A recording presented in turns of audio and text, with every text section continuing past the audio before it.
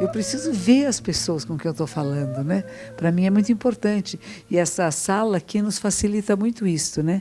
Que é possível que vocês me vejam e eu veja vocês.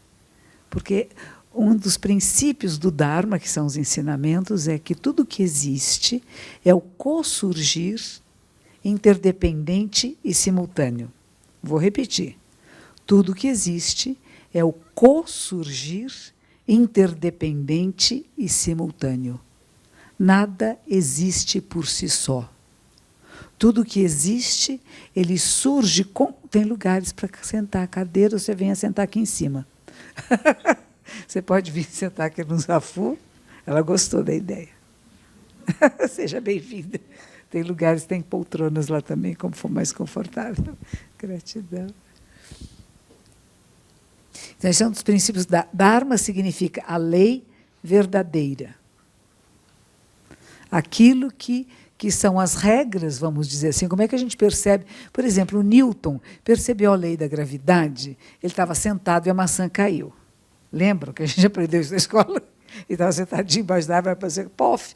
Existe uma lei chamada lei da gravidade, que a Terra atrai coisas. Buda teve uma situação semelhante.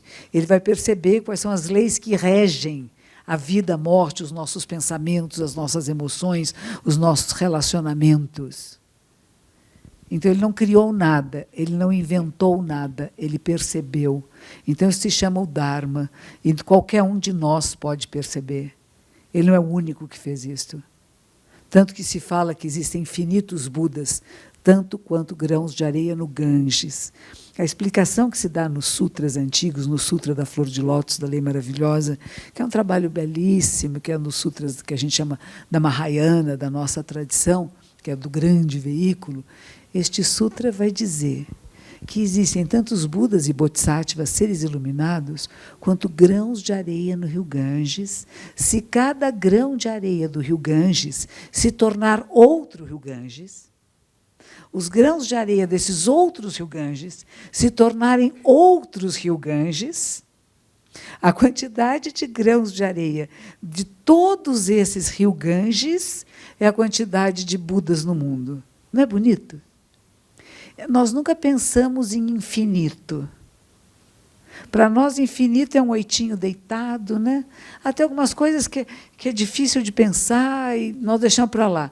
O que é interessante, esses textos da Índia antiga, eles vão nos dar exemplos de coisas que não dá para contar, mas que a gente começa contando e vai se perdendo.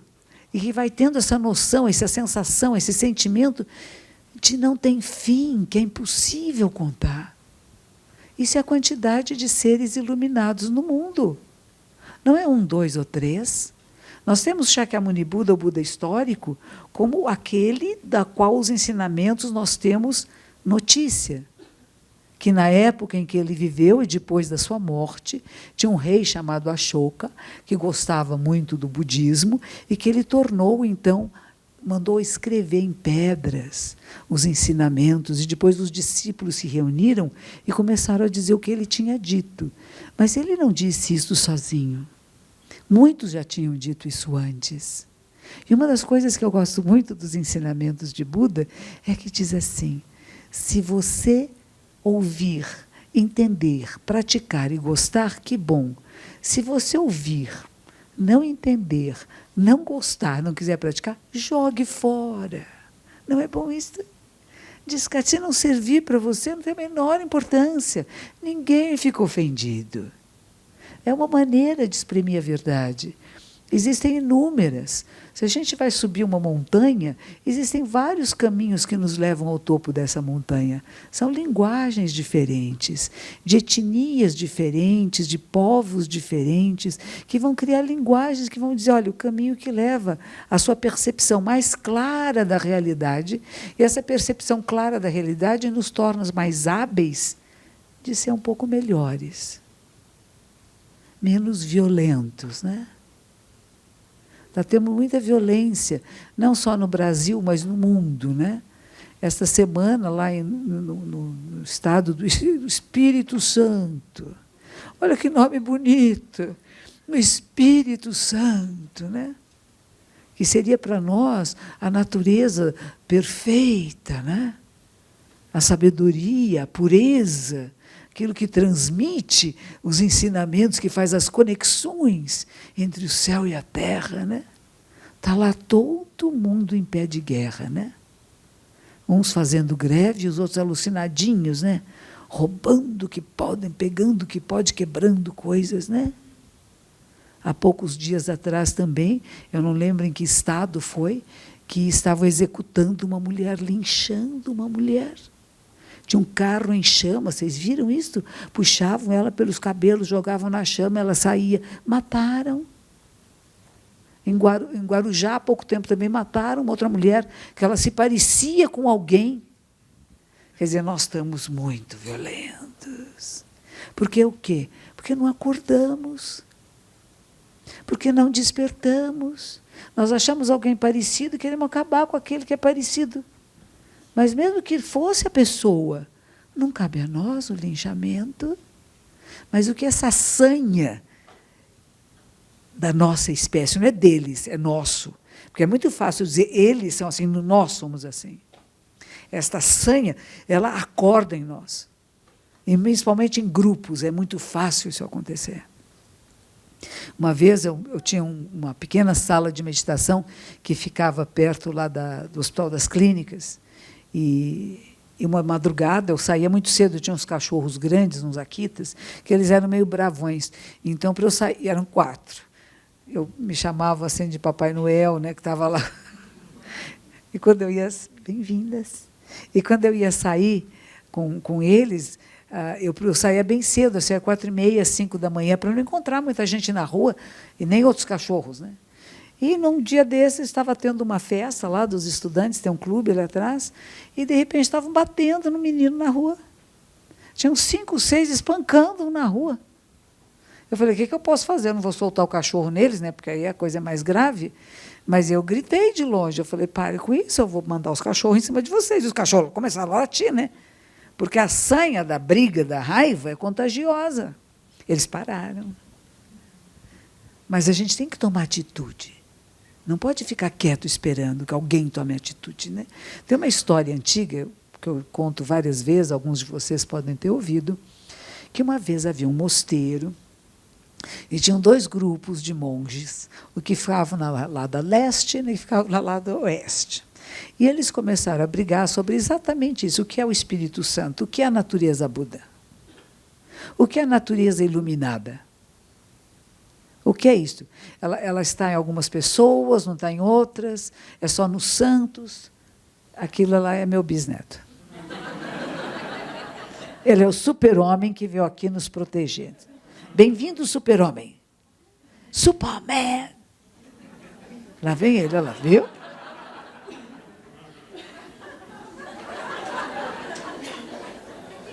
E voa com a sua capinha. Há vários dias que ele se tornou o Superman. Bem-vindo. É. E nós estamos precisando desse Superman, né? Mas o que é mais interessante, é uma coisa que o Nietzsche também falava, cada um de nós é esse super-homem. Essa super-mulher, a Mulher Maravilha. Não é alguém lá distante. Não é um ser de outro planeta que vem aqui. Somos nós que nos tornamos esses super-seres, capazes de resistir, ter resiliência, né? Pode estar todo mundo fazendo tudo errado e a gente fala, não, eu não vou fazer. Todo mundo resolve que vai lá, quer matar alguém, e você fala, não, não vá, não faça. E quem eu chamo, como é que eu impeço isso? Como é que eu não entro nessa sanha assassina de raiva, de vingança, de destruição? Como que eu aprendo a controlar a minha mente? Aí eu vou falar para vocês da Sangha, que é a comunidade. As pessoas que praticam juntas, que têm afinidades. De uma certa forma, vocês todos vieram aqui, vocês todas, porque temos afinidade. De alguma forma, somos afim de alguma coisa, né? Queremos saber dos ensinamentos, queremos ter mais tranquilidade, queremos ter uma visão clara desta realidade, como é que nós respondemos às provocações do mundo, né? Isso forma uma sangha. O que quer dizer uma comunidade? Pessoas que vivem em harmonia. O que a gente está vendo dessas violências não é harmonia, é desarmonia. Mas nós podemos viver em harmonia. Aliás, a maioria da população vive em harmonia. A maioria de nós vive em harmonia. Vocês assaltaram alguém hoje? Mataram alguém essa semana? Né? Fizeram alguma coisa errada, assaltaram o banco, jogaram bombas, projetaram crimes hediondos. Eu acho que ninguém de nós que está aqui teve essa intenção. Às vezes a gente matou uma barata, teve a ideia da extinção de ratos. Eu sempre penso nisto. Por que os nossos cientistas, tão inteligentes, né, não descobrem uma maneira que o rato deixe de passar doenças para nós? A gente só pensa em matar. Cada vez que você cria um produto que extermina o rato, primeiro que todos eles não morrem, eles ficam mais fortes. Aí você tem que arranjar um veneno mais forte ainda. E o veneno vai envenenando tudo à sua volta. De vez em quando, aqui na praça, agora pararam, ainda bem. Antigamente, a prefeitura ficava muito empenhada em acabar com os ratos da praça, que temos uma população muito grande que coabita conosco aqui. E aí põe um veneno lá embaixo, né? No piscinão. E aí saía aqueles coitadinhos daqueles ratos embriagados, né? Envenenados, iam para onde? Para os quintais das casas, e os cachorros todos morriam. Os cachorros, os gatos da vizinhança morriam todos, porque os animais envenenados eram fáceis presas para cachorros e gatos, que, ao mordê-los, pegavam o veneno e morriam. Então, você está infectando o planeta na hora que você está pondo veneno, não é? Então, como é que a gente pode, em vez de pôr veneno, pensar como é que eu recupero uma capacidade?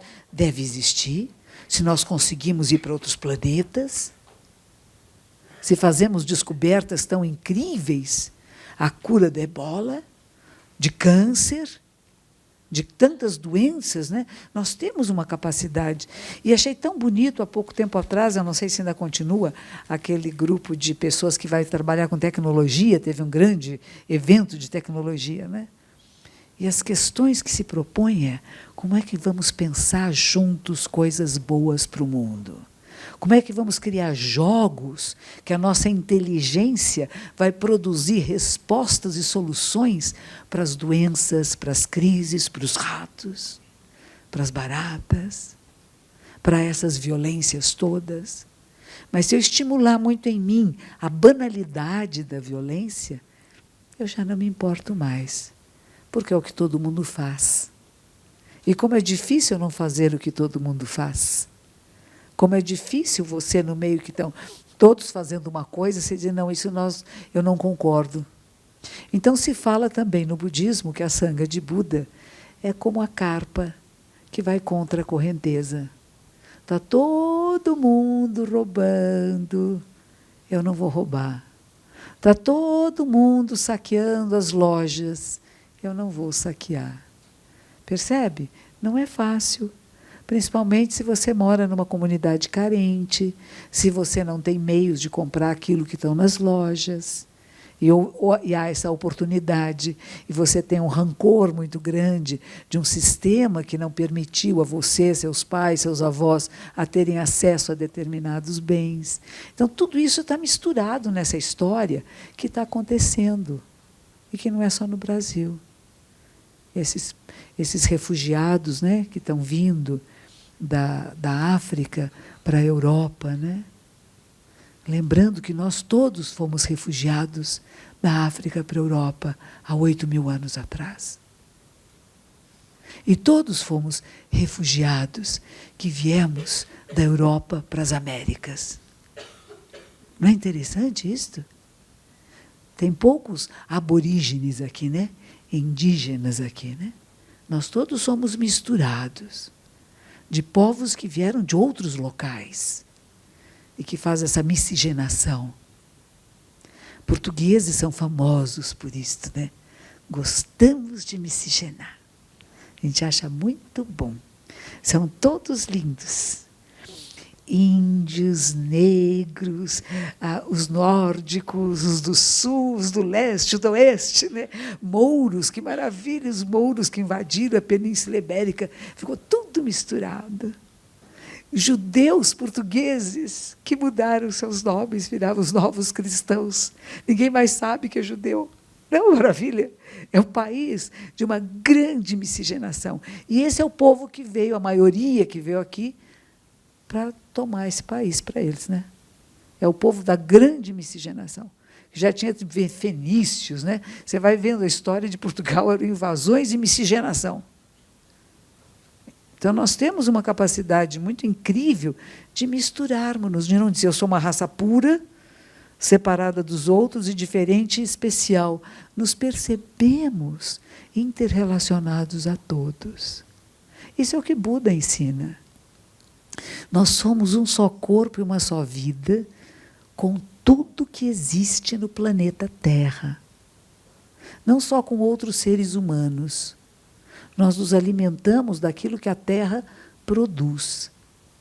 Nós respiramos o oxigênio que as plantas produzem nessa camadinha pequenininha, tanto de solo fértil, como a camada de oxigênio que nós temos. Nós somos uma vidinha pequena, num planetinha pequenininho, dentro desse universo que é um pluriverso imenso. O nosso sol tão querido, que a nossa vida não vivemos sem ele, sem vitamina D, é uma estrelinha de quinta. É uma estrelinha pequena. Mas temos uma coisa tão feinha em nós. É isto de um orgulho, de alguma coisa de nos acharmos melhor que as outras espécies, de defendermos pontos de vista pelo qual nós matamos. O que aconteceu lá, chamam Alcaçuz. Alcaçuz é uma bala tão gostosa. O presídio de Alcaçuz, em Natal. O que foi aquilo? Uma carnificina, verdade, carne espalhada por toda a parte, pedaços de corpo, de perna, de braço, de cabeça. Que nós, seres humanos, fazemos. Porque temos duas facções. Temos 2 times de futebol. Nós estamos aqui na casa do futebol. Quantas pessoas já foram mortas, brigaram, ficaram feridas por causa de time de futebol, gente? É a mesma coisa que as facções. Nós criamos isto. Criamos alguma coisa que seria para o nosso divertimento, para a nossa alegria. E nós acabamos tão egóicos que temos ódio do outro. Por que você está com essa camisa verde? Você é palmeirense. Eu sou corintiana, vamos brigar agora. Pá! Imagine, por quê?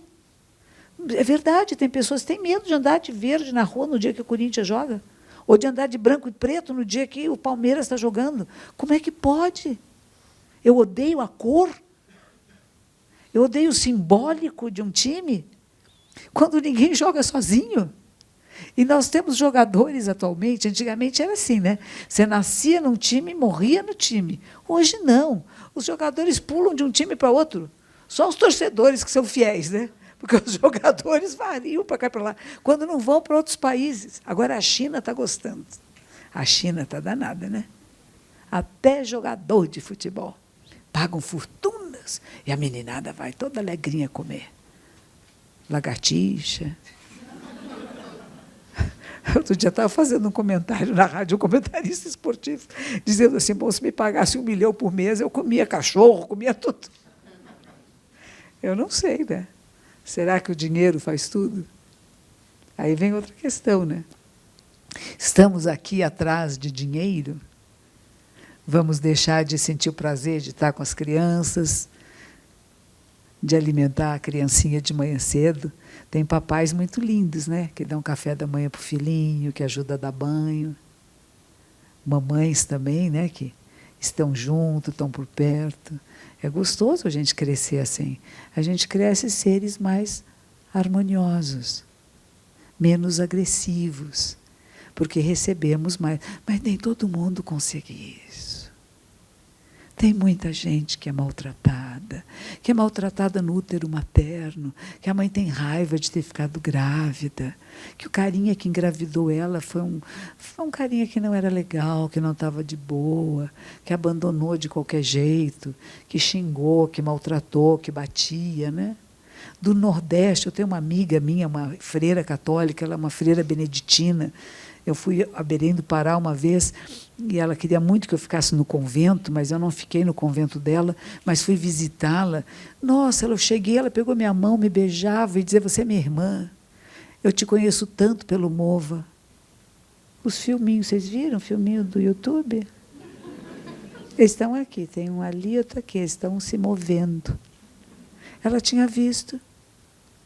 E ela me manda, então nós trocamos, né, WhatsApp. As monjas do WhatsApp. E ela está me mandando muita coisa contra escravidão e abuso de criança. Escravidão de seres humanos. Aqui em São Paulo a gente não fala isso, né? Tem muito pouco, é quase nada, né?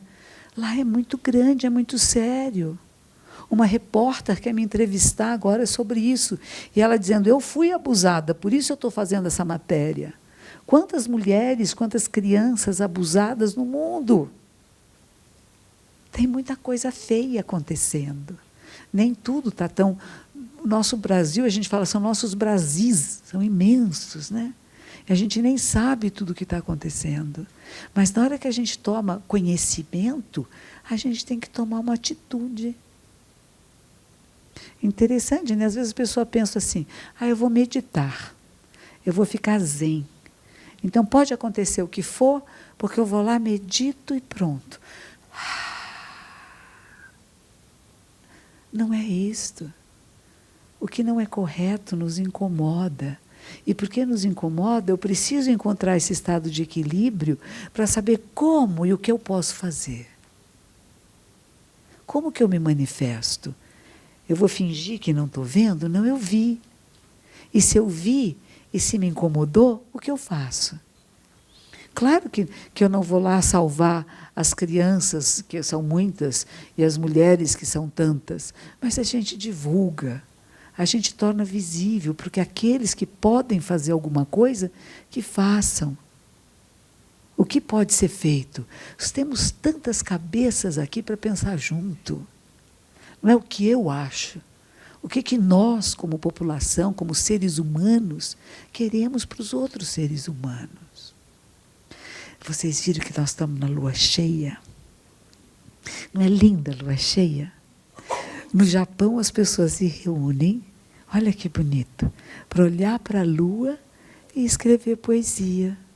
Vocês já pensaram nisso? O que você vai fazer hoje? Vou olhar para a lua. E depois vou escrever uma poesia. E depois um mostra a poesia que escreveu para o outro. Não é concurso, não é para dizer quem é melhor, quem é pior. Como que isso me sensibilizou? É bonito, não é? A gente procurar desenvolver em nós, no nosso coração, uma sensibilidade maior para aquilo que a gente vai chamar de natureza. Mas nós somos a natureza, né? Então a gente fala que existem duas luas. A lua do céu e a lua da mente. E a mente, a lua é simbólico também da iluminação, do despertar. Ela reflete a luz do sol, né?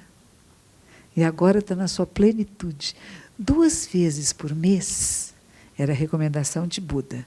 Na lua cheia e na lua nova, nós que nos tornamos budistas, esses todos que estão aqui são budistas. Tem mais. Alguns. Quer dizer, fizeram o voto. Sabe o que quer dizer ser budista? Primeiro, eu estudei os ensinamentos, pratiquei meditação e achei que era bom. Eu fiz o compromisso. Sabe que compromisso eles fizeram? Eu vou contar, posso? De não fazer o mal, de fazer o bem, e de fazer o bem ao maior número de seres possíveis. Fizeram o compromisso de não matar, de não roubar, de não abusar da sexualidade, de não mentir, de não negociar drogas intoxicantes, aquilo que perturba a mente, que tira a clareza da mente. E não precisa ser só remédios, nem bebida alcoólica, nem as drogas que se vendem por aí. Diz agora que os caminhoneiros tomam muita cocaína.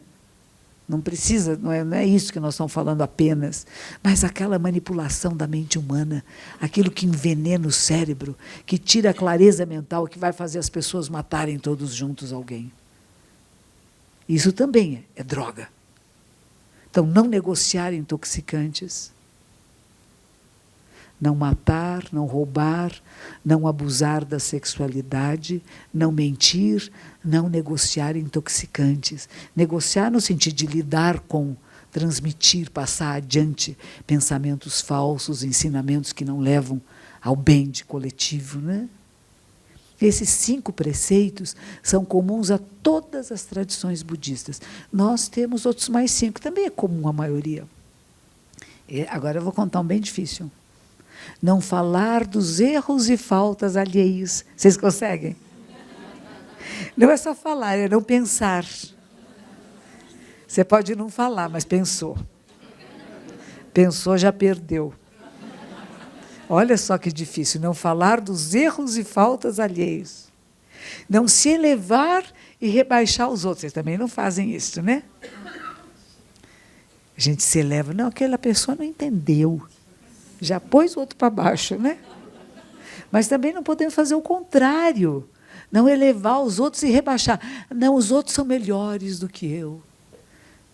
Eu não sou capaz de nada. Sou uma coitadinha. Sou uma vítima infeliz. Isso também não pode. Isso é ego, gente.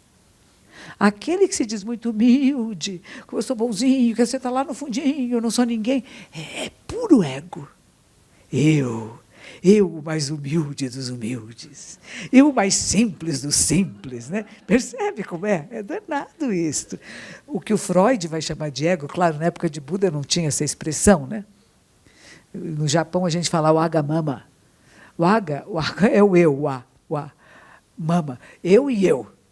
Sou sempre eu. O centro do mundo sou eu, todo mundo está pensando, eu, né? É preciso tomar cuidado com isso. Então, este é outro, né? Não se elevar e rebaixar os outros, não se rebaixar e elevar os outros, e nem se igualar. Olha que coisa difícil, porque não somos iguais. Eu não sou igual a ele, nem ele é igual a mim. Ele é meu semelhante. Para começar, ele é menino. Eu sou menina, já não somos iguais. Segundo, ele tem barbinha, eu não tenho essa barba grossa, vermelhinha que ele tem. Ele usa óculos, eu não uso.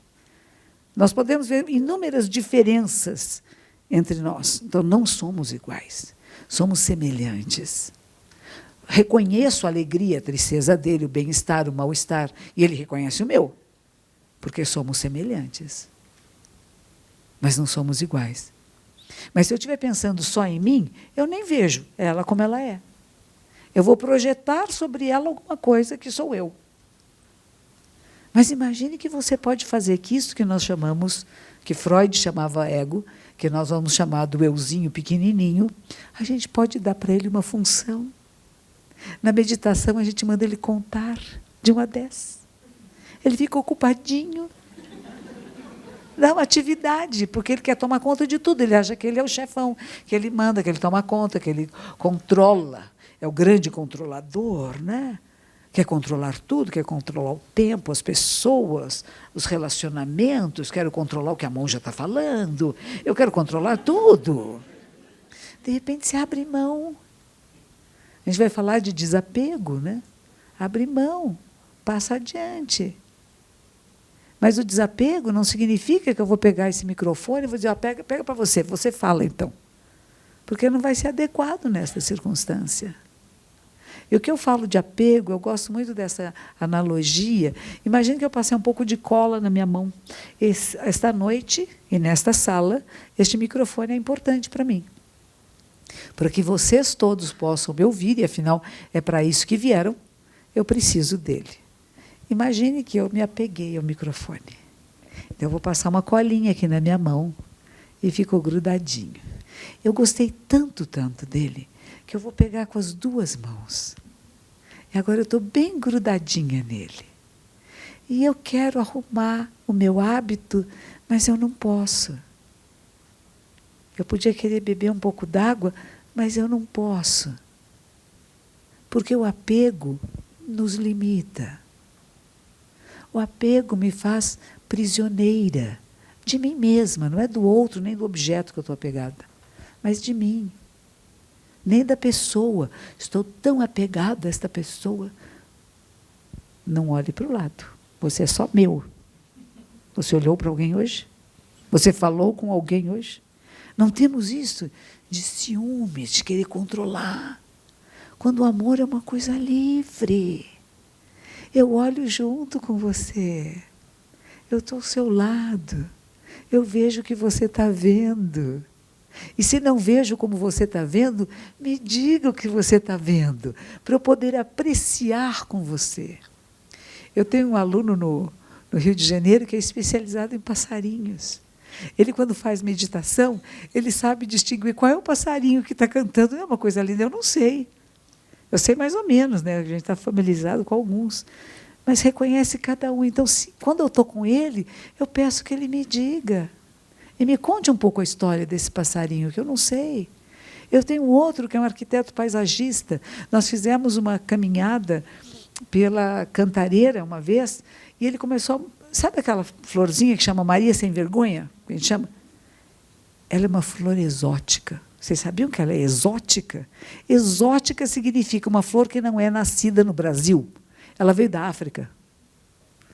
A gente acha que uma flor exótica é uma flor toda diferente. Não, é bem comum. Os exóticos não são muito diferentes, eles são comunzinhos.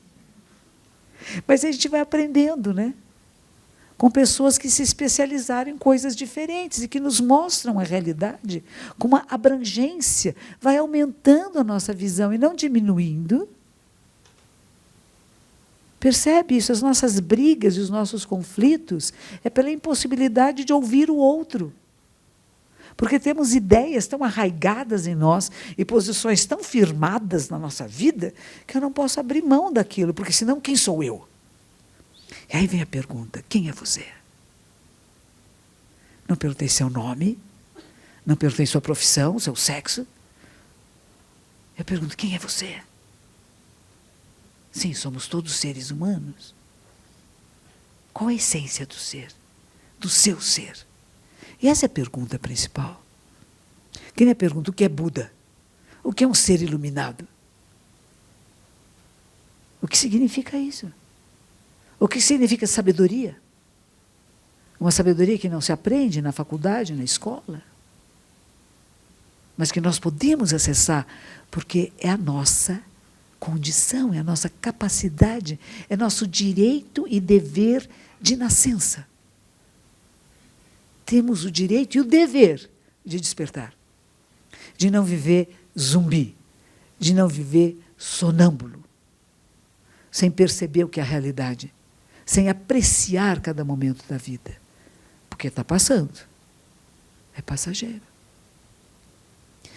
Todos os dias de lua cheia e de lua nova, Buda dizia que seus discípulos, aqueles que fazem esse voto, não matar, não roubar, não abusar da sexualidade, não mentir, não negociar intoxicantes, não falar dos erros e faltas alheios, não se elevar e rebaixar os outros, não ser movido pela ganância. Ganância é legal, né?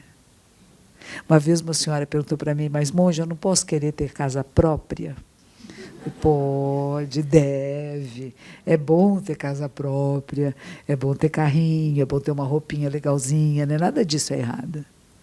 Mas se a ganância, e a gente conhece alguns que ficam famosos, aparecem nos jornais, na televisão, né? Vai ficando enlouquecidinho, né? Quanto mais tem, mais quer. E faz qualquer coisa para ter aquilo que quer. Percebe o que é ganância? Não significa que eu não quero ter nada, porque eu posso ter ganância pela pobreza. Eu não tenho nada, eu sou ninguém, eu vivo muito simples, sem nada, eu sou ganancioso por não ter. Não é isto. A ganância pode ser um problema grave. Faço qualquer coisa para obter o que eu tenho, a posição que eu queira ter no mundo. Então, não ser controlado pela ganância, não ser movido pela ganância, né? Não ser controlado pela raiva. Vocês já ficaram com raiva? Uma raivinha assim, você já teve uma raivinha pequenininha? E grande você teve? Você tem cara quem não teve raiva grande, teve? Das miudinhas teve algumas, né? Mas das grandonas. É difícil, raiva é uma coisa muito contagiosa. Uma pessoa fica com raiva, ela fala com você assim, e você na hora faz assim. É imediato. É um contágio imediato, que nem gripe. Espirrou, você... Atim! É muito forte. Se você não está muito centrado, uma pessoa raivosa se aproxima de você, você fica com raiva, você começa a responder bravo para o outro. Você estava de boa, né? Chegou de bem com a vida, estava lá, chegou aqui. Cheguei aqui, tinha já meu ingresso, na hora de entrar, e a pessoa que me recebeu disse, o que você veio fazer aqui hoje? Não, eu vim assistir a monja. Por quê? Você vai começar a ficar bravo? Não, você não pode entrar. Aí você vai ficar bravo. Essa pessoa estava brava com o problema dela, que nós não sabemos qual é, né? E sem querer passa para você. E você começa a responder bravo também, né? A raiva é contagiosa. Então, não ser controlado. Não é que não vai sentir. Sentir, sentimos todos, ainda bem. O pacotinho de ser humano, o saquinho de pele, vem com todos os sentimentos. Com raiva, com amor, com ternura, com ódio, vem com tudo. Agora, o que se alimenta em você? Você vai alimentar o bichinho da raiva? Você vai tornar ele forte, poderoso, que onde você vai ser reconhecida como a raivosa chegou. Já, já, ela vai soltar o veneninho da cobra. Porque é uma pessoa cheia de raiva, né? Às vezes nós cultivamos isso, até sem querer. Ou já nascemos com uma certa tendência e fomos sendo educados num convívio, contágio, com pessoas muito bravas. Ou achamos que para nos defender do mundo precisamos manter o nosso eu muito forte. Então eu preciso brigar e expor os meus pontos de vista, né? Matar ou morrer por eles. Não morram nem matem por coisa alguma, por favor. Vivam por aquilo que você acredita. E o último desses 10, são 10 graves preceitos, o último dele é que você não vai caluniar Buda, Dharma e Sangha. Falar mal do Buda, o ser iluminado, que historicamente é Shakyamuni Buda, mas a gente diz que tudo que existe é a natureza Buda manifesta. Da menor partícula ao maior macrocosmos. Tudo é a natureza Buda manifesta.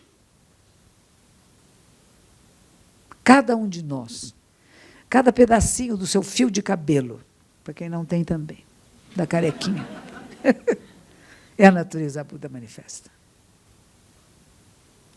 Dharma são os ensinamentos, a lei verdadeira, a lei da verdade, a realidade. Vou falar mal da realidade? E Sangha é a comunidade, as pessoas que convivem num princípio ético. Eu vou dizer, eles não prestam.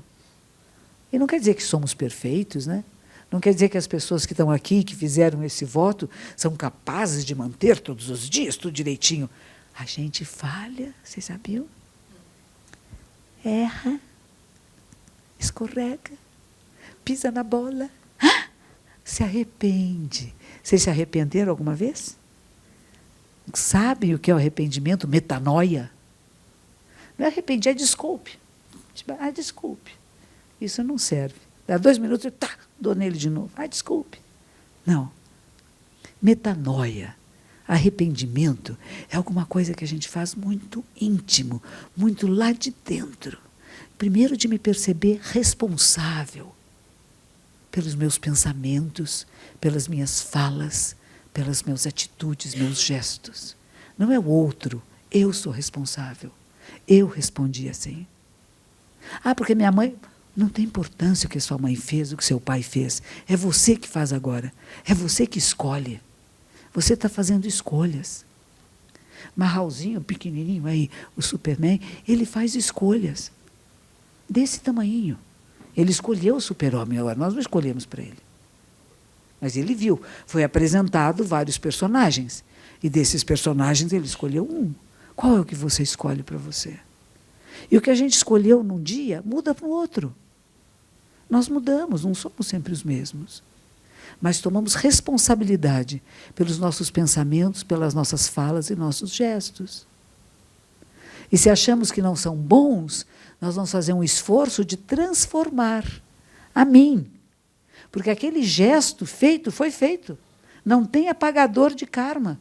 Isso a gente chama karma, né? Não tem apagador. Eu queria tanto apagar aquele karma.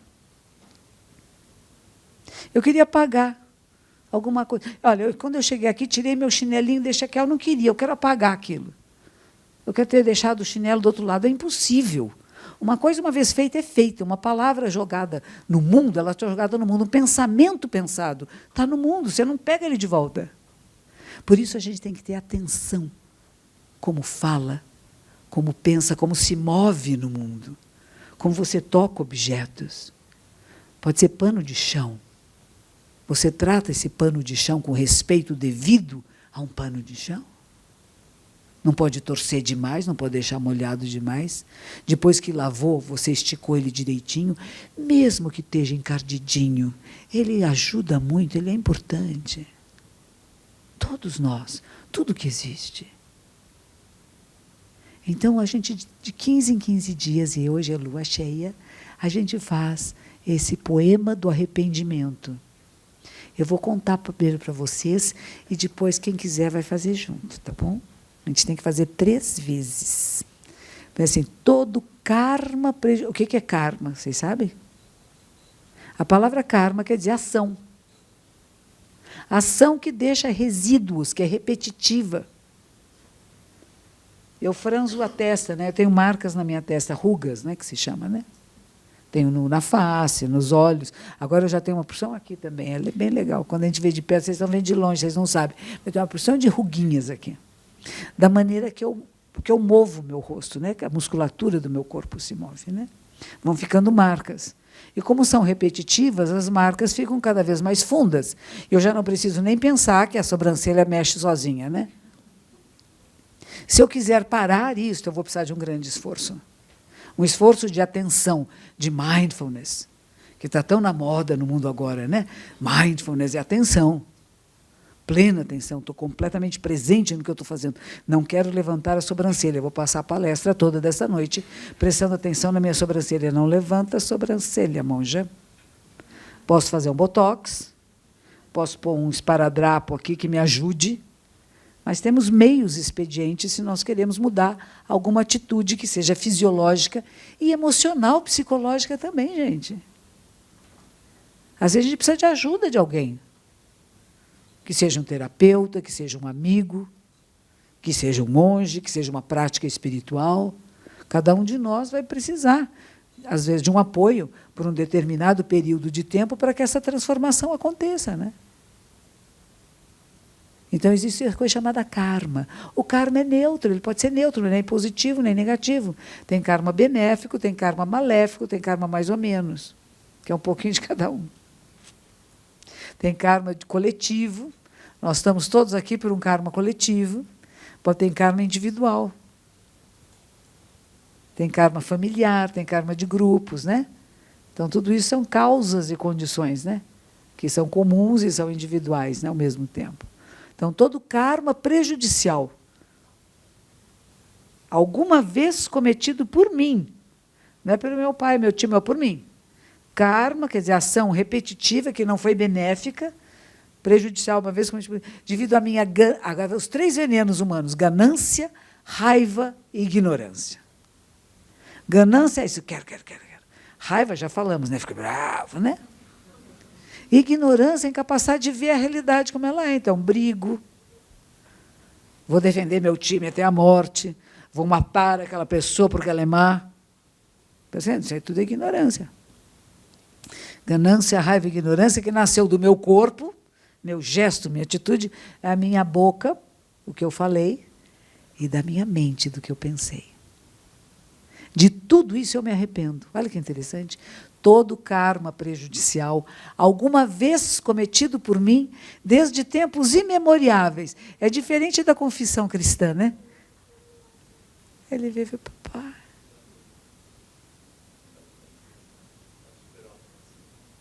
Super-homem tem acidentes. Machuquei minha boquinha. Você estava lutando? É.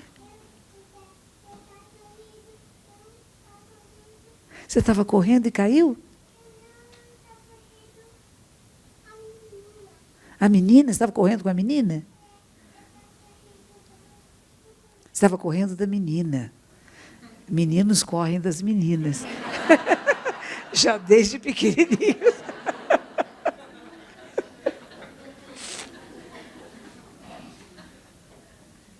Aí, ganância, raiva e ignorância, nascido do meu corpo. Agora, de tudo eu me arrependo. Esse é o versinho que se faz na lua cheia e na lua nova. E tem mais uma coisa importante da lua cheia de fevereiro, porque isso acontece uma vez por ano. Dizem que Shakyamuni Buda, que é o nosso personagem histórico, né, ele morreu na lua cheia de fevereiro. Era uma noite de lua cheia, uma noite silenciosa. Ele tinha 80 anos de idade, estava fraquinho e doentinho. Ele tinha problemas gastrointestinais. É um ser humano, não é uma deidade. Ele não sentou-se em meditação para morrer, ele morreu deitadinho. Deitadinho do lado direito, que é uma recomendação que se faz para os monges, que durmam com o braço direito, ou seja, que tenha atenção quando está dormindo, não durma de qualquer jeito, escolha a sua posição. Quando eu era mocinha, eu fazia isso. Eu ia ao cabeleireiro, e aí ele me arrumava o cabelo, passava laque. Nem sei se ainda existe essas coisas. Foi uma coisa chamada bobs. E aí depois passava lá. Aí eu voltava do cabeleireiro, eu não queria que desmanchasse o penteado. Eu passava a noite inteira dormindo com plena atenção. Eu punha uma coisinha durinha aqui embaixo, assim, que japoneses têm uns travesseiros duros, sabe? Uns travesseiros de pedra, de cerâmica, porque no verão é muito quente, a cerâmica friazinha, e é para pôr aqui no pescoço mesmo, então a cabeça fica meio levantada. Olha que loucura, pela vaidade. O cabelinho não podia desmanchar.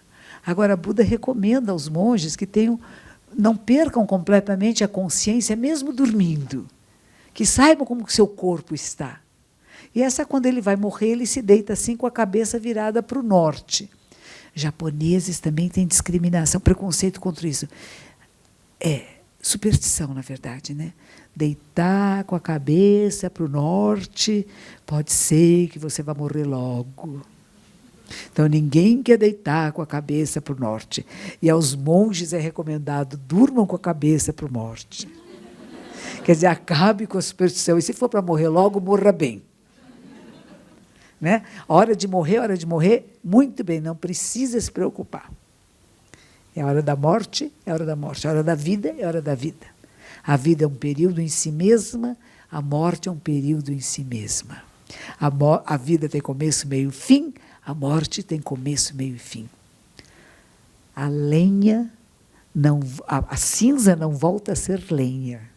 A brasa não volta a ser lenha. Ai, que delícia. Esse é o que Buda ensinava. Vocês podem não gostar, mas ele falou isso. Eu gostei. Então, quem gosta vai estudar e vai querer entender o que ele estava falando, né? Quem não gosta. Então, ele está com 80 anos de idade, está velhinho, está doentinho, tem problemas gastrointestinais. Fazem 3 meses que ele já sabe que o finzinho está chegando. E eu espero que cada um de nós, e eu espero que a mim me digam, se eu não tiver percebido ainda, que quando estiver chegando a hora da minha morte, que venham dizer para mim, monja, a senhora está morrendo, tá? Não vai entrar minha doutora na sala, a senhora vai ficar bem. Não vai, não, já está morrendo, se prepare. Eu quero estar preparadinha. Está chegando a hora. Meu pai morreu com 96 anos, e quando a irmã mais velha dele morreu, que foi uma das últimas a morrer, porque ele enterrou todos os irmãos, e ele dizia assim, e ela morreu dormindo. Então, no enterro dela, ela falou assim, mas que bom morrer dormindo. Ele falou assim, eu quero estar acordado. É a grande aventura da minha velhice, o que é a morte? Eu quero ver como é que é isso. E ele estava bem acordadinho mesmo, quando está com o olhão assim. Cada um escolhe também a sua morte, aí, olha lá, será? Mas, enfim, E o Buda estava lá deitadinho, ele estava passando mal, e a Nanda, que era o atendente pessoal dele, que era primo dele, que a vida inteira adorou esse monge, ficava sempre pertinho dele, a Nanda começa a chorar. Aí a Buda vai dizer o seu último sermão, que é uma joia. Ele diz assim: não se lastime. Tudo que começa inevitavelmente termina. Não é o meu corpo que vocês amam, é o ensinamento, é o Dharma, é a capacidade de fazer com que vocês acordem. Ontem encontrei uma mocinha que ela me viu, começou a chorar. Ontem não, foi de manhã, eu fui na Liberdade. Estava numa loja de coisas budistas lá na Liberdade, olhou para mim: Monja, você me ajudou tanto, eu gosto tanto de você, você não sabe como modificou minha vida. E ela chorava. E eu falei: eu sou só uma discípula de Buda. Não sou eu que... O que eu falo eu não estou criando, não estou inventando, são ensinamentos muito, muito antigos, que eu encontrei afinidade, que eu traduzo na linguagem da nossa época. Mas eu não estou inventando nada disto. É uma tradição muito, muito antiga. E aí então ele fala para Nanda: não se lastime, não se lamentem. Faça do Dharma, e da lei verdadeira, dos ensinamentos, o seu mestre. E assim eu vivo para sempre. Então nós dizemos que a vida de Buda é eterna, porque está sendo passada de geração a geração para os seus discípulos, para os seus sucessores, né? E ele dizia para eles: não vão sozinhos.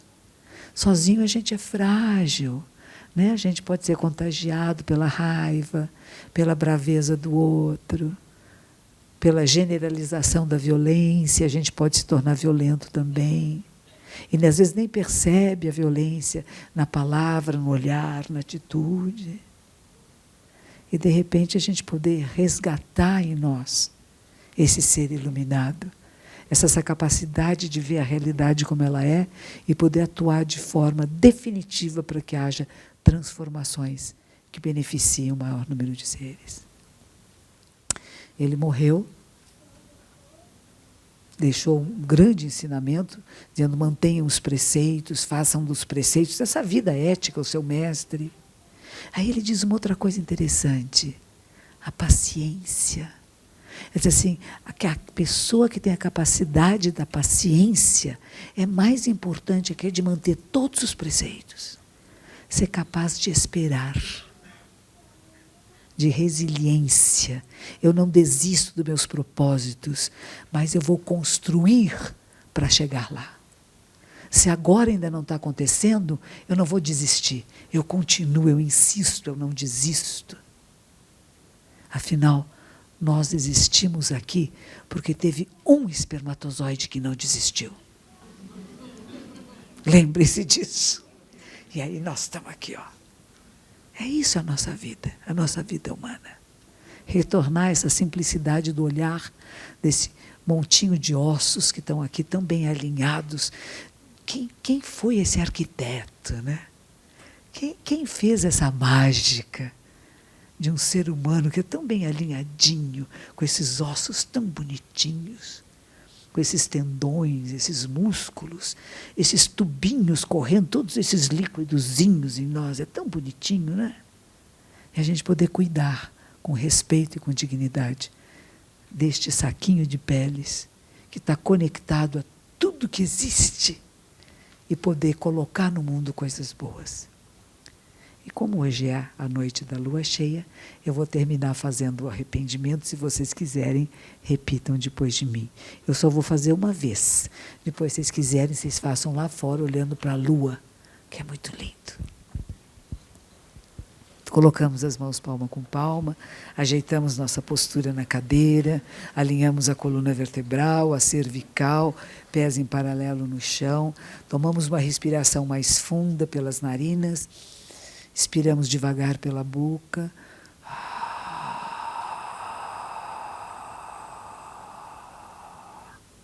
Fechamos os lábios, inspiramos naturalmente e, se quiserem, repitam depois de mim. Todo karma prejudicial alguma vez cometido por mim,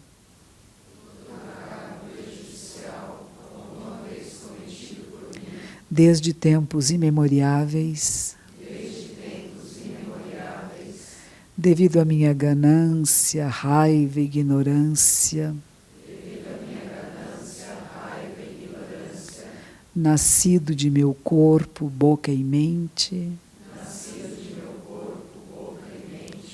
agora de tudo eu me arrependo. E fazemos uma reverência. A minha irmãzinha lá do Belém do Pará também me mandou uma mensagem de um grande industrial, um grande empresário, que ele disse que ele aprendeu com o treinador físico dele, que todos os dias, depois de ler os jornais ou noticiário, ele reza. Nós podemos fazer isso. Vamos orar pelo nosso planeta, pelos nossos companheiros nessa jornada, nessa época em que vivemos, homens, mulheres, crianças, adolescentes, idosos, que todos possam encontrar o caminho da plenitude, da harmonia, da sabedoria, da compaixão e do bem-estar, da felicidade.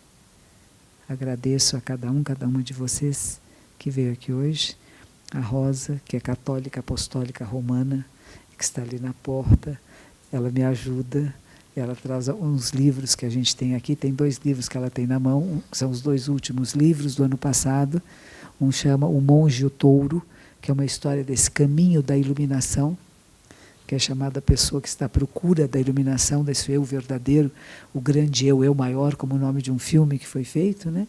E o outro que são 108 contos e parábolas orientais, que são várias histórias muito antigas, desde da Índia, da China antiga, que eu fui coletando e faço pequenos comentários, histórias para o despertar. Porque se existe uma coisa que eu gostaria que vocês fizessem, é que despertassem. Dia 1º de abril, vamos ter uma atividade no templo que não fazíamos há muitos anos, que chama o Zen e a Arte da Fotografia. Tem um fotógrafo que é meu discípulo há muitos anos, chama André Espínola e Castro, e ele vai estar orientando. Ele tem uma escola de fotografia chamada Rever, na Vila Madalena, e ele vai fazer essa bênção para nós de vir ao nosso templo, e quem quiser participar, depois manda um e-mail para a comunidade, pode vir com o seu celular, com a máquina fotográfica que tenha. Se não tiver máquina fotográfica, a gente ensina você a fazer caixinha.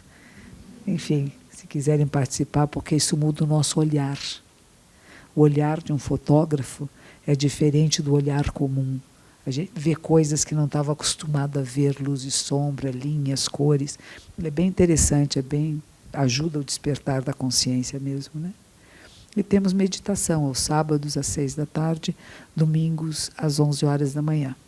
São sempre muito bem-vindos. E esta palestra que eu faço uma vez por mês vai ser no dia 16 de março. E a gente está se fazendo aqui, não lá no templo, porque tem tido muita procura. Então, eu agradeço a Mova que tem feito essa habilidade de sensibilizar as pessoas para o caminho de Buda. Que todos nós possamos nos tornar o caminho iluminado. Muito obrigada e boa noite.